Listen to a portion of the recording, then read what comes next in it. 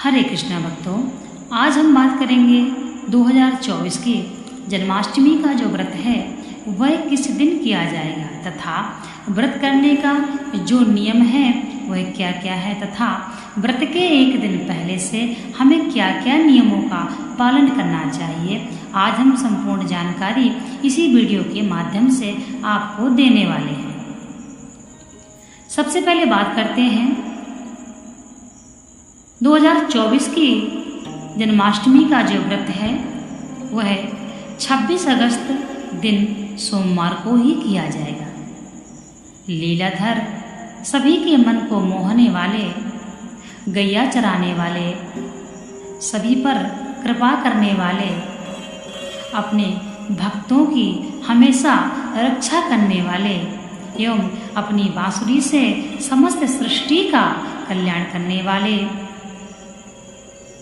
अर्थात अपनी बांसुरी से समस्त सृष्टि का मन मोहने वाले भगवान श्री कृष्ण का जो जन्म है वह 26 अगस्त दिन सोमवार को मनाया जाएगा। जन्माष्टमी व्रत को नंदोत्सव व्रत भी कहते हैं। आइए हम बात करते हैं कि जन्माष्टमी का जो व्रत है वह हमें कैसे करना चाहिए तथा रात्रि में हमें पूजन कैसे करना चाहिए। प्रातः हमें क्या करना चाहिए और दिन में हमें क्या करना चाहिए, क्या क्या हमें नहीं करना चाहिए, तो विस्तार से जानकारी आज हम आपको देने वाले हैं। जन्माष्टमी का जो व्रत है यह एकादशी व्रत के समान फल देने वाला है। जो व्यक्ति जन्माष्टमी का व्रत विधि विधान से करता है वह व्यक्ति भगवान की कृपा को प्राप्त करता है। तो अब बात करते हैं कि सबसे पहले हमको जन्माष्टमी के दिन क्या करना चाहिए।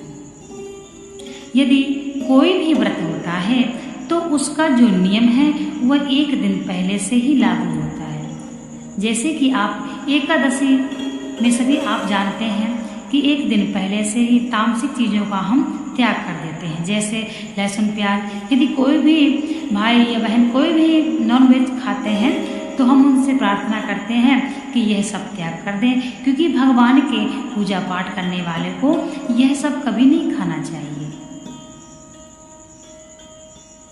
तो बात करते हैं कि सबसे पहले हमको ब्रह्म मुहूर्त में उठना चाहिए। जब भी आपका कोई भी व्रत हो तो आपको ब्रह्म मुहूर्त में ही उठना है तथा ब्रह्म मुहूर्त में उठ करके आपको स्नान आदि से निवृत्त होना है तथा इसके पश्चात आपको सर्वप्रथम मंदिर जाना है। अब आप सोच रहे होंगे कि यदि हमारे घर में ही विग्रह है भगवान का तो हम मंदिर क्यों जाएं? मंदिर जाना आवश्यक है। घर में भी भगवान की पूजा आवश्यक है, परंतु मंदिर जाना भी आवश्यक है। बहुत से व्यक्ति सोचते हैं कि हम घर में ही भगवान की पूजा करते हैं, हमको मंदिर जाने की आवश्यकता नहीं है। परंतु देखिए, यदि बात किया जाए तो मंदिर से अच्छा तो मनुष्य का हृदय है। यदि हृदय में भी भगवान वास करते हैं, परंतु मंदिर में जाना क्यों आवश्यक है, आज हम आपको बताते हैं। मंदिर में भगवान की प्राण प्रतिष्ठा होती है। मंदिर में भगवान की प्राण प्रतिष्ठा होती है, इसीलिए घर के अंदर बड़ी मूर्ति की स्थापना नहीं होती है। सूर्य और चंद्रमा भी परिक्रमा करते हैं, इसलिए जब हम मंदिर में जाते हैं, किसी दिवालय में जाते हैं और भगवान की जब हम पूजा करते हैं दिवालय में जा करके और परिक्रमा करते हैं तो वह चारों धाम के समान माना जाता है। इसलिए मंदिर में भगवान की जो बड़ी मूर्ति होती है उसकी प्राण प्रतिष्ठा होती है, और हम जो घर में मूर्ति रखते हैं वह हमारी भाव की मूर्ति है, क्योंकि घर में मूर्ति की प्राण प्रतिष्ठा नहीं होती है। यदि घर में मान लीजिए हम भगवान की मूर्ति रखते हैं, असुविधा के कारण कोई परेशानी आ जाती है, तब हम पूजन नहीं भी करते हैं, तब हमको पाप नहीं लगता है। परंतु यदि दिवाला मंदिर में भगवान की प्राण प्रतिष्ठा होती है तो वहाँ निमित्त प्रतिदिन पूजा करना भी अनिवार्य होता है। और ऐसा नहीं है कि घर में यदि आप मूर्ति रखते हैं तो आपका जब मन किया तब किया और जब नहीं किया तब नहीं किया, ऐसा नहीं है। रोज करें, निमित्त करें, प्रतिदिन करें। परंतु यदि कोई आपत्ति है, कोई परेशानी है और आप नहीं करते हैं एक दिन या कोई त्रुटि हो जाती है तो भगवान माफ कर देते हैं, क्योंकि घर में हमारी भाव की मूर्तियाँ होती हैं, घर में भगवान की मूर्ति की प्राण प्रतिष्ठा नहीं होती। तो अब बात करते हैं, जब मंदिर से आप आते हैं तब आप अपने घर में बैठकर विधिवत अपने घर के मंदिर में बड़े आराम से भगवान की पूजा करें, क्योंकि जब हम बड़े दिवालय या मंदिर में जाते हैं तो हमारे पास वहाँ समय कम होता है, क्योंकि और भी बहुत से व्यक्ति खड़े होते हैं, इसलिए हमको बड़े मंदिरों में जाके फटाफट पूजा करके निकलना पड़ता है। इसलिए जब आप घर में आते हैं तो आप विधिवत भगवान की बैठ करके और भजन करते हुए मंत्रों सहित भगवान की विधिवत पूजन करें।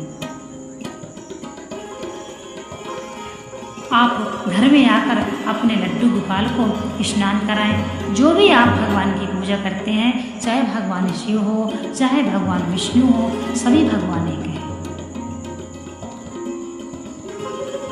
अब हम बात करेंगे कि जन्माष्टमी के जो व्रत की सामग्री है वह आपको क्या क्या रखनी चाहिए। प्रातः आप अपनी पूजा करने के पश्चात आपसे जितना हो सके आप भगवान श्री कृष्ण का नाम लें, या आप जो भी भजन करते हैं उसका उनका नाम लेकर के आपको एक आध माला करनी चाहिए, चाहे 5 करें, 7 करें, 11 करें, 21 करें, 51 करें, ये आपके इच्छा के अनुसार है। जितनी आप माला करें आप करें। तथा प्रातः आप इतना करके भगवान की पूजा माला करके आरती वंदन करके भगवान को भोग लगा करके सुगंधित भगवान को पुष्प अर्पित करें और भगवान का ऐसी पूजा करके आप दिन में भगवान का भजन करते रहें। दिन में भी आप माला कर सकते हैं। इसके पश्चात भगवान की जो सामग्री है वह आपको सारी सामग्री दिन में ही व्यवस्थित कर लेना है। जैसे कि भगवान श्री कृष्ण को रात्रि में, जब हम रात्रि में पूजन करते हैं, जन्म करते हैं, तब भगवान की यह सामग्री आप मंदिर के पास अपने एकत्रित कर लें। जैसे कि गंगा जल, एक पात्र में आप दूध रख लें, एक में आप दही रख लें, एक में आप मधु रख लें, एक में आप घी रख लें, एक पात्र में आप गुड़ या चीनी रख लें, तथा एक पात्र में आपको गुनगुना जल भी रखना पड़ता है। और हल्दी, चंदन, चावल, जो भी पूजन की सामग्री है, फल, जो भी आप भगवान को भोग लगाने के लिए व्यंजन बनाते हैं, माखन, मिश्री, हलवा, पूड़ी, जो भी आप भोजन बनाते हैं वह सभी आप रख लें। और दिन में ही आप तुलसी पत्र तोड़ करके रख लें, क्योंकि रात में नहीं तोड़ना चाहिए, इसलिए आप तुलसी पत्र भी दिन में ही तोड़ लें। देखिए, रविवार को तुलसी पत्र नहीं तोड़ना चाहिए, ये आप ध्यान दीजिए। अब बात करते हैं कि रात्रि में जब आप जिस भी पात्र में आप भगवान के लिए पूजा की सामग्री, जैसे कि आप दूध, दही, घी सब रखते हैं एक पात्र में, तो हर एक पात्र में आपको एक एक तुलसी पत्र अवश्य डालना चाहिए। इसके पश्चात जब भी आप पूजन के लिए बैठ जाएं रात्रि में, तथा पूजन का जो सही समय है वह 12 बजे से है, तो भगवान के जिस दिन भगवान का जन्म होता है उस दिन की पूजा में खीरा अनिवार्य होता है, तो दिन में आप खीरा भी लेकर के रख लें। सारी सामग्री आप दिन में, जन्माष्टमी के व्रत के दिन आपके पास एक भी पल का समय नहीं है। भौतिक बातों से दूर रहें, फिजूल की बातों से दूर रहें, निंदा करने वाले नास्तिक व्यक्ति, चुगलीखोर व्यक्तियों से दूर रहें, तथा अपने व्रत में भगवान का चिंतन करते हुए ही अपने व्रत का पालन करें। और रात्रि में आप भगवान की मूर्ति है आप रख करके सबसे पहले आपको भगवान को शुद्ध उदक जल से स्नान कराते हैं। इसके पश्चात आप भगवान को दूध से, दही से तथा घी से, मधु से, और जो आप हमने जो बताया कि एक पात्र में आपको चीनी या गुड़ रखना है, उसमें थोड़ा सा जल डाल करके उसको घोल के भगवान को स्नान कराएं, उसको बोलते हैं शर्करा स्नान। तथा गुनगुने पानी से भी भगवान को, गुनगुने जल से भी भगवान को स्नान कराएं। यह भगवान पर थोड़ी सी हल्दी अर्पित करें, फिर गुनगुने जल से भगवान को स्नान कराएं। सारी आप सभी स्नान कराएं, जैसे कि दूध, दही, शर्करा, मधु, ये सब स्नान कराने के पश्चात आप भगवान को शुद्ध जल से फिर स्नान करें। इसके पश्चात आप भगवान को उस दिन नए वस्त्र ही पहनाने चाहिए। नए वस्त्र आप भगवान को पहना करके चंदन का लेप लगाएं, भगवान को मुकुट पहनाएं तथा भगवान को काजल लगाएं। इस प्रकार से आप भगवान का श्रृंगार करें, क्योंकि आप सभी जानते हैं कि जो मूर्ति है वो भगवान कृष्ण है और जो श्रृंगार है वो राधा रानी है।